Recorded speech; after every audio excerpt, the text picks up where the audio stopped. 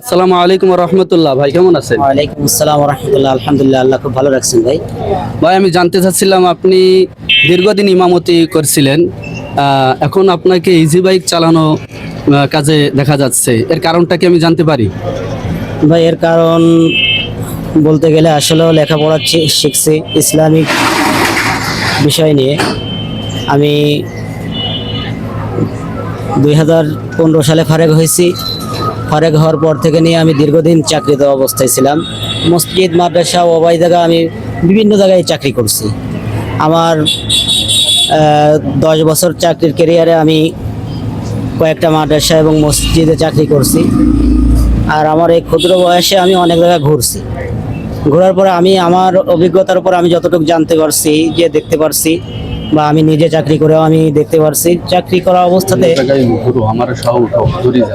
আমার যেটা আমার কাছে ধরা পড়ছে যে ইমামতি করে মসজিদ মাদ্রাসায় ইমামতি করে যারা আছেন তারা খুব কষ্টে আছে। আমিও সেই একই অবস্থাতেই ছিলাম। কষ্টের ব্যাপারটা হচ্ছে কয়েকটা কষ্ট, যেরকম মনে করেন যে অর্থনৈতিক কষ্ট হয়, এরপরে ব্যবহারের দিক দিয়ে কষ্ট হয়।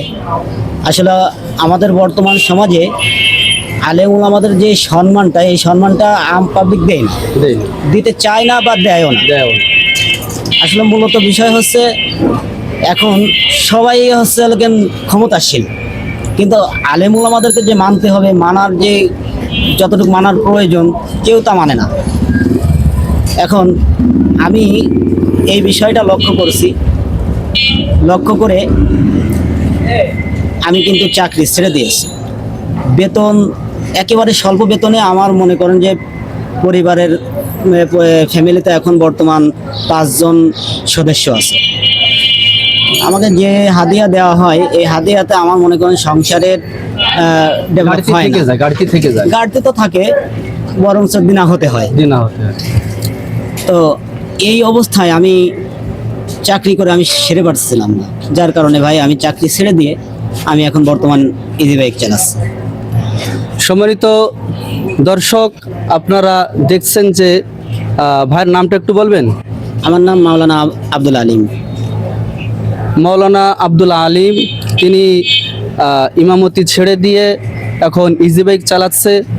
যে মসজিদের যে বেতন, সে বেতনে আসলে সাংসারিক যে পূর্ণতা সেটা হচ্ছে না। সংসারের যে খরচ, সেই খরচটা আসলে সে মসজিদ থেকে পাওয়া যাচ্ছে না, বিদায় তিনি ইজি বাইক চালাচ্ছে।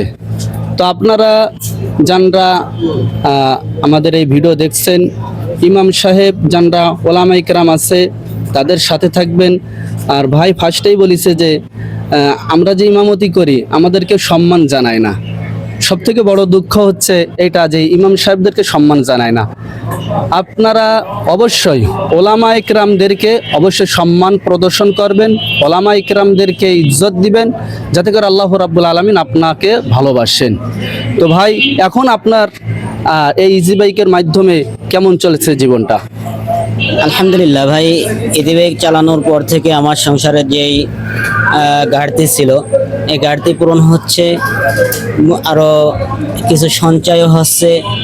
এবং হ্যাঁ, একটা বিষয় হয়, ইবাদতে মসজিদে থাকলে যে ইবাদতটা হইতো তার থেকে একটু ঘাটতি হয়, কিন্তু তারপরও নামাজ, ইনশাল্লাহ নামাজ চলে।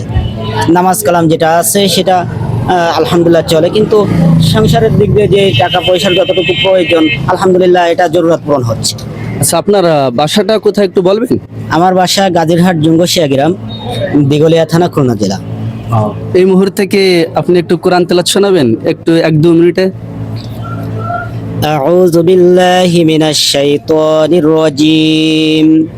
বিসমিল্লাহির রহমানির রহিম।